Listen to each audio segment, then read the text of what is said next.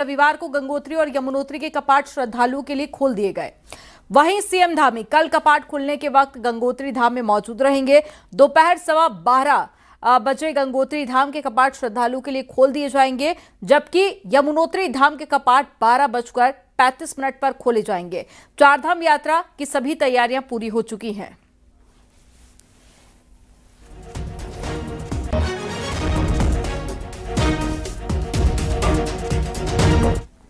ऋषिकेश में सीएम पुष्कर सिंह धामी ने चारधाम यात्रा का विधिवत शुभारंभ किया है। ट्रांजिट कैंप से लेकर सीएम धामी ने चारधाम यात्रियों की बसों को हरी झंडी दिखाकर रवाना किया और इस दौरान सीएम ने लोगों को संबोधित करते हुए कहा कि चारधाम यात्रा में श्रद्धालुओं की सुरक्षा सरकार की सर्वोच्च प्राथमिकता है और मैं खुद चारधाम यात्रा की तैयारियों की मॉनिटरिंग कर रहा हूं और हर साल की तरह इस साल भी चारधाम यात्रा सफल होगी।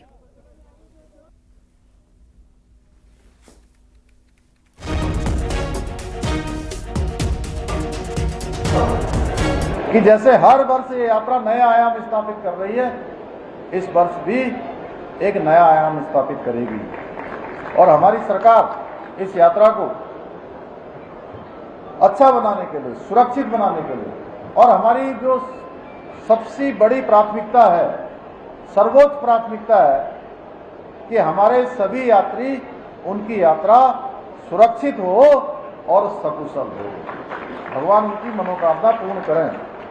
इसलिए मैं लगातार स्वयं जितनी तैयारियां हैं उन सभी तैयारियों की मैं स्वयं लगातार समीक्षा करता हूं। जैसे ही यात्रा 2025 की समाप्त हुई, उसके बाद लगातार अनेक बैठकें करके, अनेक समीक्षाएं करके यात्रा की तैयारियों को आगे बढ़ाया है। अभी 2 दिन पहले ही मैं रुद्रप्रयाग से लेकर गुप्त काशी तक सड़क मार्ग को देखते हुए भी गए कि सड़क में कहीं काम होना है, कहीं पैच वर्क होने, गड्ढे हैं या सड़क खराब है, उसको ठीक करना है। अन्य व्यवस्थाएं, चूंकि पिछले वर्ष आपदा काफी रही, आपदा के बाद नवनिर्माण पुनर्निर्माण का काम कितना हुआ है। तो भाइयों बहनों, ये यात्रा सच में ये भगवान की प्राप्ति का एक बड़ा मार्ग है, जो यात्रा कर रहे हैं उनके लिए भी और जो यात्रा का संयोजन कर रहे हैं उनके लिए भी। उत्तरकाशी से मां गंगा के शीतकालीन प्रवास मुखबा से मां गंगा की उत्सव डोली विधिवत पूजा अर्चना के बाद में गंगोत्री धाम के लिए रवाना हो गई है। सैनिक बैंड बाजों की मधुर धुनों और पारंपरिक ढोल नगाड़ों की गूंज के बीच में डोली यात्रा ने पूरे क्षेत्र को भक्तिमय बना दिया है। रास्ते भर श्रद्धालु जयकारों के साथ में मां गंगा का स्वागत करते हुए नजर आए।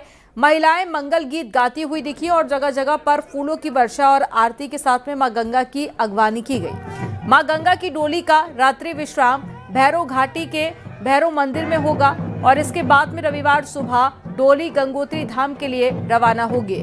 धाम में विशेष पूजा अर्चना के बाद में अक्षय तृतीया पर गंगोत्री धाम के कपाट दोपहर 12:15 पर श्रद्धालुओं के लिए 6 महीने के लिए खोल दिए जाएंगे। अद्भुत, यहाँ पे आके हमारे को बहुत शांति मिलती है। पिछले साल भी हम आए थे, इस बार भी हम आए हैं और यहाँ के हमारे को बहुत अच्छा स्वर्ग जैसा अनुभव हो रहा है। जय गंगा मां। माहौल देख के यहाँ के जो लोकल लोग और जो बाहर के लोग जो हिल मिल के जो आज इस कार्यक्रम को जो आयोजित कर रहे हैं और जिस तरह से माता जी को वहाँ ले जाने का कार्यक्रम हो रहा है, सर ये देख के मैं गदगद। श्रीनिवास भैरव घाटी में होगा और वहीं पर प्रसाद की व्यवस्था है। पूरी रात भजन कीर्तन चलेगा और अक्षय तृतीया के सुबह सुबह हम 19 तारीख को गंगोत्री धाम में 9-10 बजे तक पहुंच जाएंगे। उसके पश्चात सभी लोग स्नान पूजा करके 10 बजे से पूजा प्रारंभ होगी। 12:15 पर मां भगवती गंगा के कपाट श्रद्धालुओं को खोल दिए जाएंगे। अक्षय तृतीया का महापर्व है, आप सब लोग पधारे। किस तरह से भक्तिमय माहौल है। आज जो जांगला तक काफी कठिन रास्ता है उसको पार करते हुए भैरव घाटी जो भैरव देवता का जो मंदिर है वहाँ पे उत्सव डोली आज रहेगी। उसके बाद रात भर कीर्तन चलेंगे और कल सुबह गंगोत्री धाम के लिए जो डोली है वो रवाना हो जाएगी और गंगोत्री धाम के जो कपाट है 12:15 पे खोले जाएंगे और इस समय उत्सव का माहौल है, क्योंकि मां गंगा की उत्सव डोली गंगोत्री धाम के लिए रवाना हुई है। मां गंगा के जयकारों के साथ जो डोली है आगे बढ़ रही है और कई पड़ाव पार करते हुए आज रात भैरव घाटी में मां गंगा की उत्सव डोली रुकेगी और कल सुबह जो गंगोत्री धाम के लिए जो डोली है रवाना होगी। बलबीर परमार, न्यूज 18, मुखवा गांव, उत्तरकाशी। वहीं धर्म नगरी हरिद्वार से चारधाम यात्रियों की रवानगी शुरू हो गई है। शनिवार सुबह माया देवी मंदिर पार्किंग से चारधाम यात्रियों का पहला जत्था रवाना हुआ। यहां पर पूजा पाठ करके पूरे विधि विधान के साथ पेड ट्रैवल कारोबारियों ने चारधाम यात्रियों के पहले दल को रवाना किया। दूसरे राज्यों से आए चारधाम यात्री पूरे उत्साह और उमंग के साथ में चारधाम यात्रा के लिए रवाना हुए और इस दौरान पूरा माहौल भक्तिमय हो गया। हम भगवान को प्रार्थना करते हैं कि ये चारधाम की यात्रा सब यात्रालुओं को सफल रहे और लाभदायी रहे, वही और सबको आशीर्वाद देते हैं कि सबकी शुभकामना हुए। चारों हम फैमिली के साथ हम केदार, यमुनोत्री, गंगोत्री, केदारनाथ, बद्रीनाथ और इसके अलावा और भी जैसे धारी देवी मंदिर है उनका दर्शन करने के लिए हम आज से शुरुआत कर रहे हैं। यात्रा बद्रीनाथ, जगन्नाथ, गंगोत्री, यमुनोत्री सभी जगह जाना है। जगन्नाथ गया है, केदारनाथ गया, जाना है। पहली बार ही आया है। विधि विधान के हिसाब से चारधाम यात्रा देखो महात्मा लोग पूजा करने हैं। महादेवी प्रांगण में हम लोग खड़े हुए हैं। हरिद्वार से तकरीबन 1000 से 1500 गाड़ियां चारधाम यात्रा के लिए रवानगी हो रही है। वर्तमान में हरिद्वार ट्रैवल एजेंटों द्वारा ये 250 आदमी का जत्था यहाँ से महादेवी प्रांगण से रवानगी करा जा रहा है चारधाम यात्रा का शुभारंभ करते हुए। उधम सिंह नगर के गूलर भोज क्षेत्र में प्रशासन ने बड़े पैमाने पर अतिक्रमण के खिलाफ कार्रवाई की है। हरिपुर जलाशय के पास में सरकारी जमीन पर बनी एक अवैध मस्जिद और 2 मज़ारों पर बुलडोजर चलाया गया है। प्रशासन ने पहले संबंधित पक्षों को दस्तावेज पेश करने के लिए समय दिया था, लेकिन तय मियाद खत्म होने के बाद कार्रवाई की गई है। सूत्रों के मुताबिक इलाके में बड़े स्तर पर अतिक्रमण है और सभी पर चरणबद्ध कार्रवाई होगी। अवैध अतिक्रमण पर धामी सरकार सख्त है और अब तक 13,000 एकड़ जमीन को कब्जा मुक्त कराया है।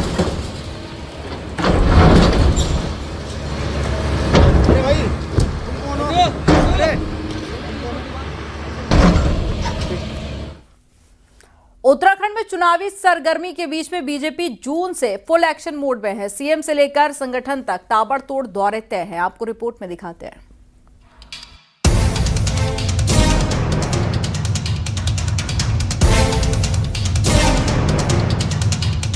उत्तराखंड बीजेपी ने ग्राउंड एक्टिवेशन का प्लान तैयार कर लिया है। सीएम धामी से लेकर सभी मंत्री, दायित्वधारियों से लेकर सभी बड़े नेता जून से प्रदेश भर में दौरे कर जनता से फीडबैक लेंगे और कार्यकर्ताओं को एक्टिव करेंगे। दौरों में बूथ स्तर तक संगठन मजबूत करने पर फोकस रहेगा। खासकर कमजोर सीटों पर रणनीति और मंडल स्तर की बैठकों के साथ रात्रि प्रवास भी होगा। हमारे सभी नेता गांव-गांव जाकर, क्षेत्र में जाकर और केंद्र राज्य सरकार उपलब्धि को बताएंगे। हमने हमारे विधायक हैं, हमारे मंत्रीगण हैं, हमारे मुख्यमंत्री जी हैं, इनके कार्यक्रम की रचना हमने बना दी है। मेरा भी अनेकों जनपदों में जाकर बूथ प्रबंधन के कार्यों की मैं समीक्षा करूंगा। भारतीय जनता पार्टी बूथ स्तर पर मजबूत हो, ये हमारा रणनीति का हिस्सा रहेगा और इसी दिशा से हमारे कार्यक्रम रहेंगे। हमारे जो मोर्चे हैं अभी जो बने हैं उनकी बैठकें होनी है प्रदेश में। हमारे हर मंडल में हमारे जितने बड़े नेता हैं, हमारे विधायक हैं, उनको जाना है, प्रवास करना है, हमारे राज्य मंत्रियों को प्रवास करना है। तो इस प्रकार से सबकी जो एक कार्य है वो सुनिश्चित पार्टी की तरफ से हो रहा है। बैक टू बैक दौरे बीजेपी की चुनावी रणनीति का हिस्सा हैं। केंद्रीय नेताओं के दौरे भी प्रस्तावित, यानी संवाद, प्रचार और संगठन को धार देने की पूरी तैयारी है। सुनील नवप्रभात, न्यूज 18, देहरादून।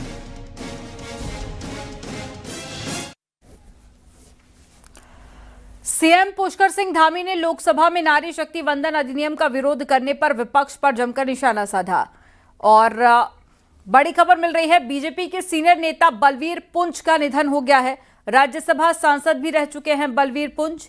बीजेपी के पूर्व उपाध्यक्ष भी रहे हैं बलवीर पुंछ और सीएम योगी ने बलवीर पुंछ के निधन पर दुख जताया है। राजनीति जगत में अपूर्णीय क्षति है, ये सीएम की तरफ से कहा गया है। बलवीर पुंछ को भारतीय जनता पार्टी के बौद्धिक और नीतिगत क्षेत्रों में एक महत्वपूर्ण सदस्य माना जाता है।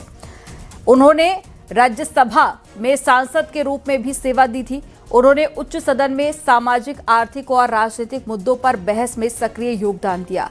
बलवीर पुंज के निधन से अनुभवी पत्रकार, चिंतक और साथ ही राजनीतिक व्यक्तित्व का नुकसान हुआ है। उन्होंने कई किताबें भी लिखी हैं और लेखक के तौर पर अंतिम समय तक सक्रिय रहे हैं।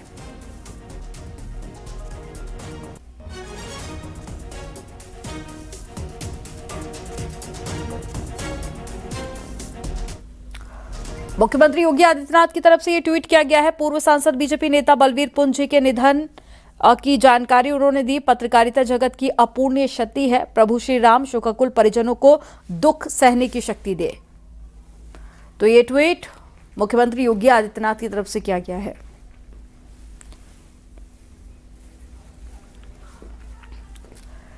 सीएम पुष्कर सिंह धामी ने लोकसभा में नारी शक्ति वंदन अधिनियम का विरोध करने पर विपक्ष पर जमकर निशाना साधा। सीएम ने कहा कि ये न केवल दुर्भाग्यपूर्ण है बल्कि महिलाओं के अधिकारों के साथ में अन्याय है। सभी निर्णयों में और सभी नीतियों में सीधे सहभागिता होनी थी। महिलाओं को अधिकार मिलने थे। महिलाएं संसद और विधानसभाओं की 33% भागीदारी करने वाली थी। उसको रोकने का काम किया है। जो लोग कांग्रेस है, समाजवादी पार्टी है, इंडी गठबंधन के अन्य जो उनके सहयोगी लोग हैं, उन्होंने महिलाओं के अधिकारों को रोकने का काम किया है, बैरियर बनने का काम किया। चंपावत की गोरल चोड़ मैदान में एक दर्दनाक हादसा हो गया। असल में यहां पर मैदान में खेल प्रतियोगिता चल रही थी, लेकिन जैवलिन थ्रो प्रैक्टिस के दौरान एक स्टूडेंट्स के गले में भाला घुस गया। हादसे के बाद में घायल स्टूडेंट सोमेंद्र बोहरा को अस्पताल ले जाया गया, लेकिन तब तक उसकी मौत हो चुकी थी। सोमेंद्र पॉलिटेक्निक के स्टूडेंट थे और साथ ही ये लापरवाही कैसे हुई है, फिलहाल इसकी जांच की जा रही है।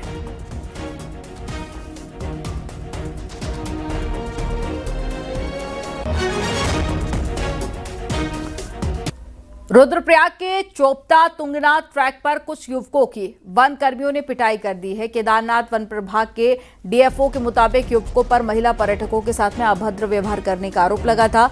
इसकी शिकायत वन विभाग को की गई थी। आरोप यह है कि पूछताछ के दौरान युवाओं ने वन कर्मियों से भी बदतमीजी की थी। इस दौरान काफी देर तक बहसबाजी चलती रही, जिसके बाद में वन कर्मी ने युवक की पिटाई कर दी, जिसका वीडियो सोशल मीडिया पर वायरल हुआ।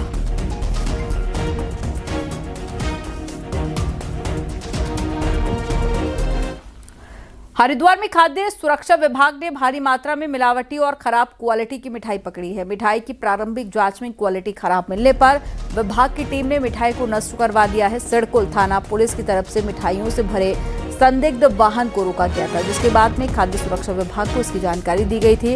ये मिठाई इसी क्षेत्र की दुकानों पर बेची जानी थी, जिसे खाने से लोगों की तबीयत बिगड़ सकती थी। खाद्य सुरक्षा अधिकारी की निगरानी में 50 किलो से ज्यादा मिठाई को नष्ट किया गया है और इसके सैंपल लेकर जांच के लिए भेज दिए गए हैं।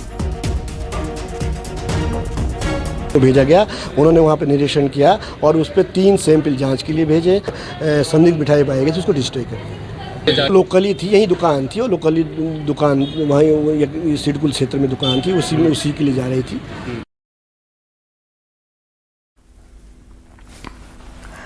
उत्तराखंड में फल और सब्जियों के दाम आसमान छूने लगे हैं। आड़ती हो या फिर फुटकर विक्रेता, महंगाई के पीछे अपने अपने रीजन बता रहे हैं। आपको रिपोर्ट में दिखाते हैं।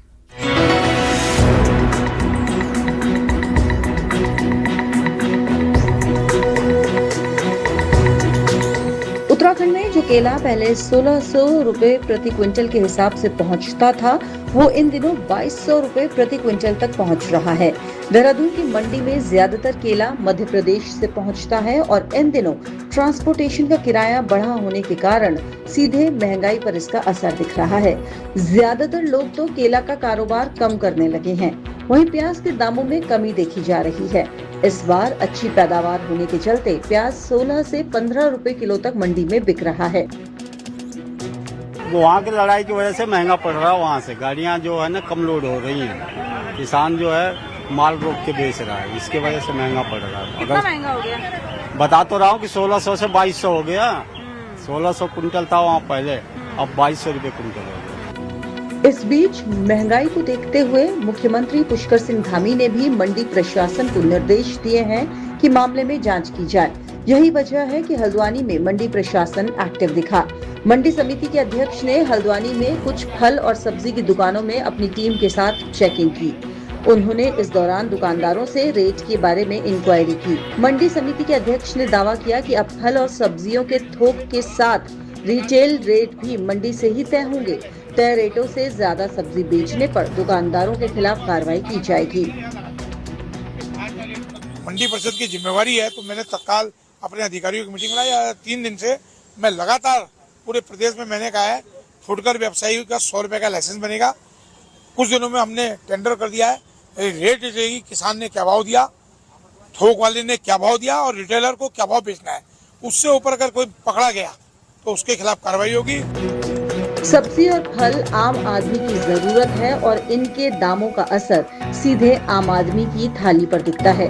ऐसे में मुख्यमंत्री धामी के मंडी में निगरानी रखने के निर्देश का असर कई थोक मंडी में दिखने भी लगा है। हल्द्वानी से शैलेंद्र नेगी के साथ देहरादून से भारती सकलानी उनियाल की रिपोर्ट।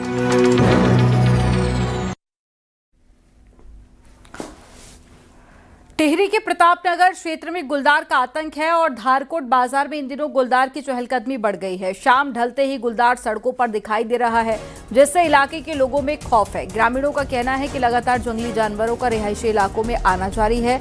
वहीं लोगों ने वन विभाग से गश्त बढ़ाने और तुरंत ठोस कदम उठाने की मांग की है।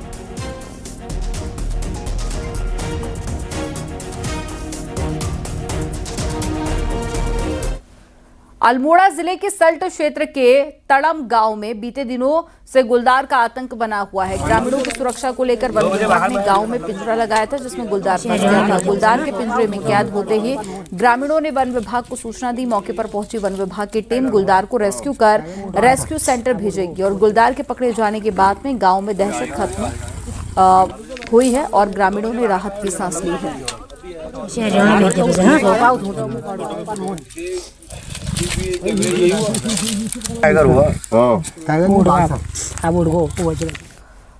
उत्तरकाशी के जखोल गांव में बैसाखी के पावन अवसर पर इष्ट देव श्री सोमेश्वर देवता जी की भव्य जत्रा का आयोजन किया गया। इस धार्मिक आयोजन में 22 गांव और 3 पट्टियों के लोगों ने एकजुट होकर आस्था और परंपरा का अनुपम संगम प्रस्तुत किया है। आपको रिपोर्ट में दिखाते हैं।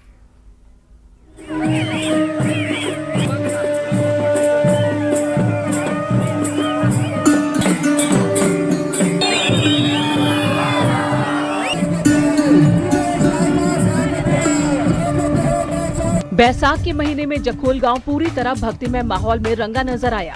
मंदिर के इष्ट देव श्री सोमेश्वर देवता जी की डोली को विधि विधान के साथ बाहर निकाला गया और पूरे वैदिक मंत्रोच्चारण के बीच देवता जी को आसन पर विराजित किया गया। दूर दराज से पहुंचे श्रद्धालुओं ने देव दर्शन किए, आशीर्वाद लिए। इस जत्रा के दौरान 22 गाँव के बाजगी गणों ने ढोल दमाऊ रणसिंघा के साथ देव स्तुति प्रस्तुत की, तो वहीं महिलाओं ने मांगल गीत और पारंपरिक रासो तांदी गाकर पूरे माहौल को श्रद्धा और संस्कृति से सराबोर कर दिया। ये विश्व मेला सोमेश्वर महादेव का मेला है और यहाँ पर हमारे अडोर पट्टी, पंजगाई पट्टी, बड़ासु पट्टी और अन्य सित्तूर पट्टी या पर्वत पट्टी, तमाम बंगाण पट्टी से लोग यहाँ पर आते हैं और यहाँ पर सोमेश्वर महादेव से प्रार्थना करते हैं और क्षेत्र की सुख समृद्धि के लिए कामना करते हैं। सोमेश्वर महादेव का आज कपवा कार्यक्रम भी था जो सफलपूर्वक संचालन हुआ और पूरे क्षेत्र वालों ने यहाँ पर दर्शन किए और 3 दिन तक यहाँ पर सभी लोग दर्शन करते रहेंगे। ये जात्रा मेला केवल धार्मिक अनुष्ठान तक सीमित नहीं है, बल्कि ये क्षेत्रीय एकता, सांस्कृतिक विरासत और सामूहिक सहभागिता का भी जीवंत उदाहरण है। कार्यक्रम में सियाणे, बाजगी, पुजारी और ग्रामीणों की भागीदारी देखने को मिली। और हम सोमेश्वर देवता से निवेदन करते हैं कि हमारे क्षेत्र में जो फसलों की बुआई होती है, अच्छी फसलें हो, अच्छा सेब हो, बागवानी में चारों तरफ जो है सुख और शांति हो, ये हम एक संदेश देना चाहते हैं। सोमेश्वर देवता जो है सबके अंदर सद्बुद्धि और सद्ज्ञान दें। उत्तरकाशी के जखोल में आयोजित ये पारंपरिक जत्रा न सिर्फ धार्मिक आस्था का केंद्र है, बल्कि ये क्षेत्र की समृद्ध लोक संस्कृति और सामाजिक एकजुटता की मजबूत पहचान भी है। न्यूज़ 18 के लिए उत्तरकाशी से बलबीर परमार की रिपोर्ट।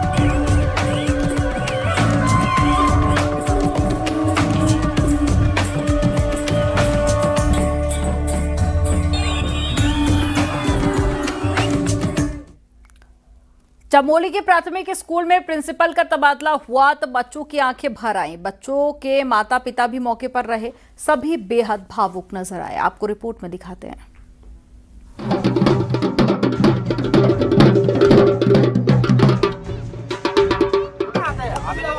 कोई फूट फूट कर रो रहा है तो कोई सिर झुकाकर उदास है।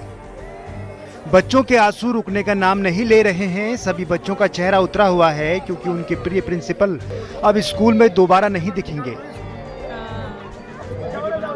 गुरु और शिष्य का रिश्ता सिर्फ पढ़ाने और सीखने तक सीमित नहीं होता। ये रिश्ता विश्वास, मार्गदर्शन और भावना से भी जुड़ा होता है।